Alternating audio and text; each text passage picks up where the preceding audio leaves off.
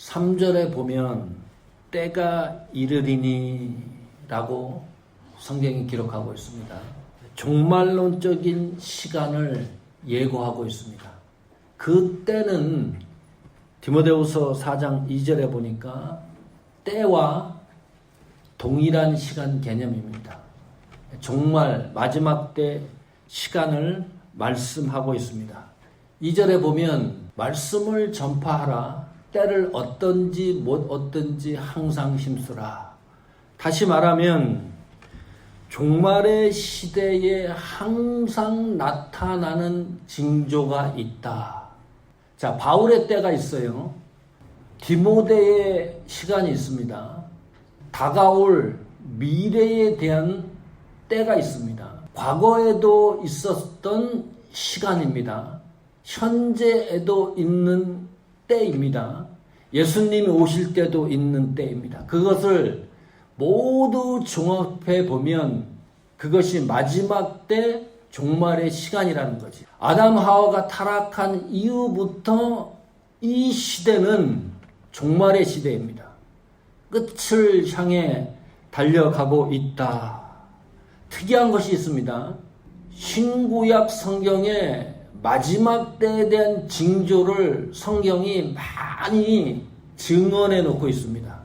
예를 들면 마태복음 24장에 보면 기근, 전쟁, 지진, 재난, 거짓 선지자, 불법이 횡행한다고 성경이 경고하고 있습니다. 그런데 저희가 오늘 성경을 읽은 디모데후서 4장 1절 이하의 마지막 때 종말의 시점에 징조를 집중하는 것은 인간에게 집중하고 있다. 인간의 속성에 대한 종말의 징조입니다. 사람의 유형에 대한 종말의 징조입니다. 사람의 양태에 대한 종말의 징조입니다. 자, 결론부터 얘기해 볼까요? 디모데후서 4장 3절입니다.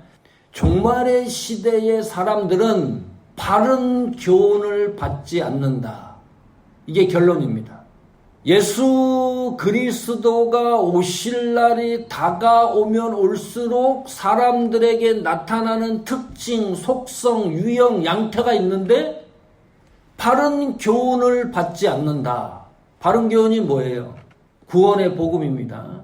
2절에 나오는 하나님의 말씀 복음입니다.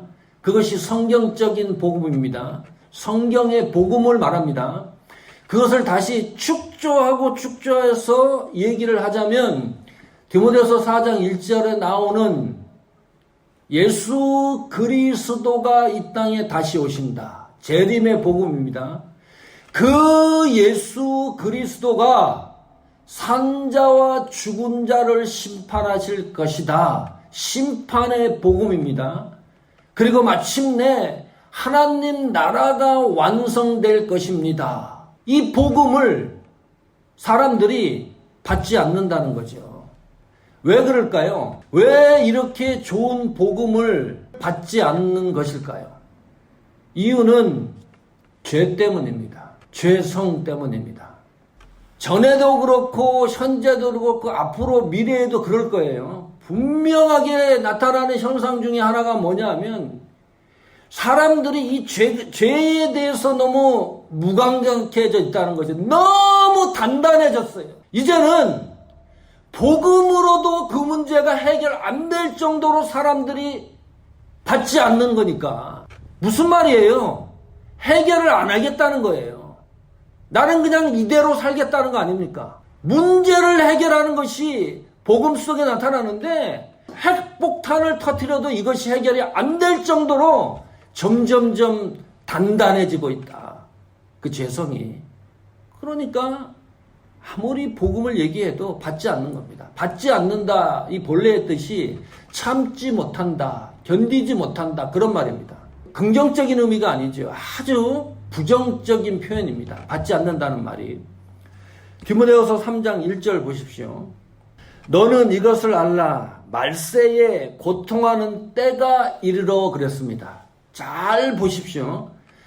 말세에 고통하는 때, in the last 데이즈입니다. 복수입니다. 단수가 아니에요. 예수님이 오시는 그 직전을 말하는 게 아니고 말세에는 수많은 징조들이 나타나는데 그 징조들이 고통을 당하게 한다, 우리를. 자, 코비드-19도 마찬가지입니다. 이것은 신자와 불신자가 다 고통을 당해요. 우리의 생명이 어떻게 될런지도 몰라요. 죽을 수도 있습니다. 또 생존의 문제도 걸립니다. 나라에서 주는 돈을 제때 받지 못하면 하루하루 사는 것도 힘들어집니다. 직업을 잃을 수도 있습니다. 말세 때 징조의 시대에는 모두 공유하는 고통이 있다는 말이죠. 그런데 이런 경우는 극한 겁니다. 만약에 말이에요, 물질적으로 정신적으로 사람이 나의 신앙을 누군가가 차단시켜 버린다면, 내 믿음을 차단시킨다면, 하나님을 믿으려고 애쓰고 수고하는 모든 과정을 누군가가 이걸 차단시킨다면, 신자라면, 성도라면 그 고통은 말할 수 없는 것입니다. 저희가 몇 주 쉬었잖아요. 7주 쉬었습니다. 예배를 안 드리니까요, 이 답답해서 견딜 수가 없어요. 그냥 무슨 뭐 인터넷 예배 아무리 드려봐도, 예? 역사가 증명하는 거예요. 그런 시점이면 어떻게 할 겁니까?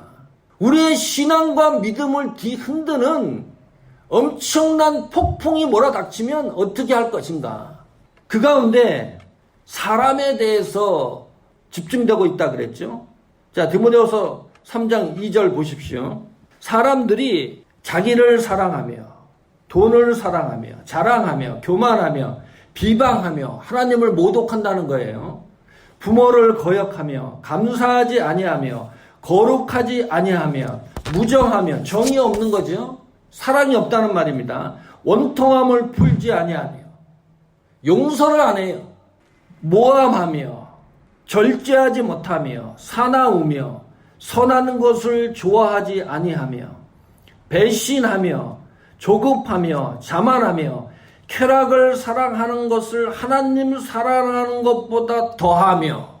자, 5절에 보니까 경건의 모양은 있으나 경건의 능력은 부인하니, 가짜가 너무 많다는 거예요. 예수 믿는 엉터리 성도 신자라는 이름을 가진 사람들이 너무 많다. 이 시대에. 때가 가까이 오면 올수록 이런 일들이, 이것이 종말의 시대에 나타나는 인간의 유형과 속성입니다. 디모데후서 3장 5절입니다. 이 같은 자들에게서 내가 돌아서라 그랬습니다. 관계하지 마라, 섞이지 마라, 담을 싸라는 거죠. 그래도 성경이 성도에게 요구하는 것은 구별되게 제대로 믿는 믿음을 지속시키라는 말입니다. 이 문제들을 저희가 읽고 눈으로 확인했습니다. 성도 여러분, 지금까지 나열된 유형에서 여러분 자유할 수 있습니까? 아이고, 이거는 안 믿는 사람들에게만 해당되는 거네. 불신자들에게만 해당되는 유형이고 양태네. 그렇게 자신 있게 말할 분들이 있습니까? 자유로울 수가 없어요. 여기에 한 가지도 안 걸리는 분들이 있습니까?